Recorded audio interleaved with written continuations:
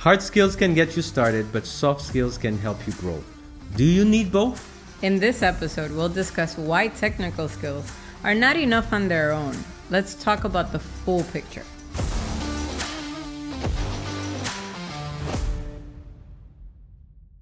All right, Paloma. So what's the deal? I go to a boot camp. I get the training I needed. I even get the job. So why do I need soft skills? Well, your soft skills determine if you're a shitty person or not. That's blunt, but it's true. Tell me more. Most of the time that I've had a shitty coworker, nicely they've said he lacks soft skills. And I say he because I only get to work with he's.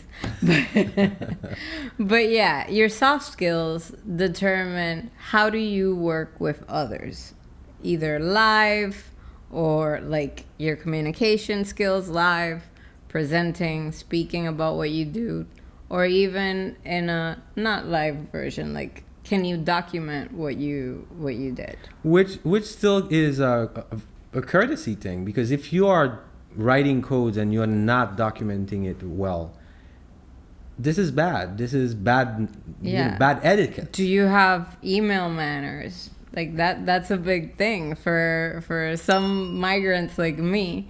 When I got to the U.S. and I started writing work emails, I would use the occasional uppercase to highlight something, and people are like, "Why are you screaming?" I know the deal. So that is a manner, right? And it's cultural, so you need to be aware of that cultural context. Yeah, but I also think soft skills is not only to be a good coworker, but it's important also to help you grow in your career. Yes, you need to be a coworker that is fun to be around, to work with, but it helps you when it's time for you to get the promotion, for you to get repositioned in the company. All these are important because if you are a very technical person, but you cannot hold a proper conversation if you don't speak during a meeting. Exactly. Or if you refuse to turn on your camera during the meeting where everybody else... By the way, I know someone who had issues with turning on their camera because he was convinced that seeing his face was not important to the job. Guess what? He got fired.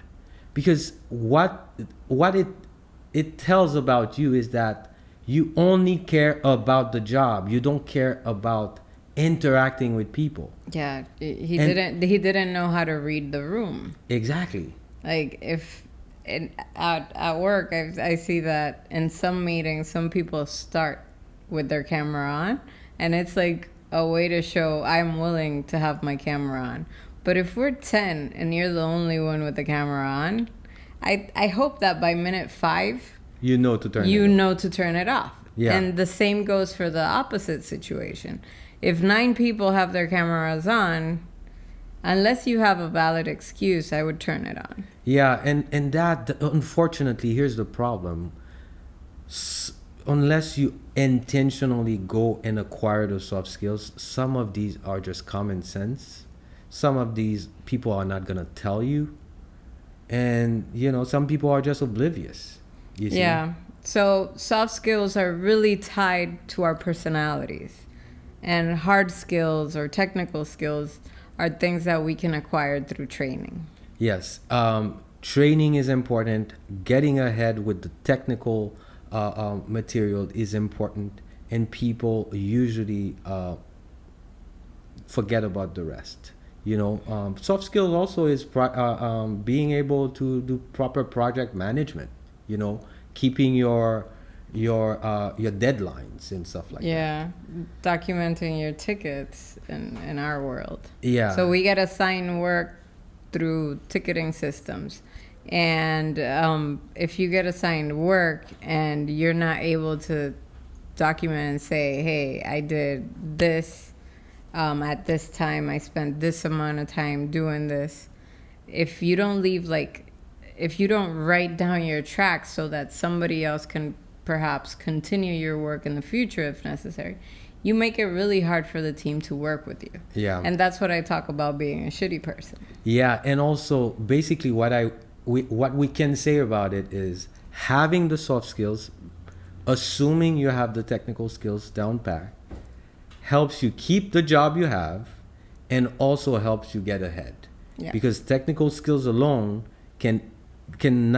might not be enough to even keep you hired. Yeah. And people really complicate this, and it's not that complicated. When we talk about soft skills, and let's go like by chapters, to say it some way. Let's talk about emailing. When we talk about soft skills, we're not talking about having the best grammar, not making any mistakes. No. It's about answering emails on time, like not letting something sit in your inbox for a month and having the person that's trying to interact with you escalate this. It's about being thankful, like if you're asking for something, having that courtesy. Mm-hmm. It's about communicating in a respectful way. Mm-hmm. Yeah, so in general, it's things that you would think is common sense, but it's not necessarily the case, especially in tech. So as we do in Yellowtail Tech, not only we train you on the very technical part, but we make sure at least not only we give you some of the soft skills we think you need, the basics, but we point you to the right direction to get the rest. So it's very important, guys. You need to be technical to get the job, but you need to grow and refine your soft skills to keep the job and to be able to grow into this industry. Tech and technical knowledge alone is not going to get you there. That's basically it.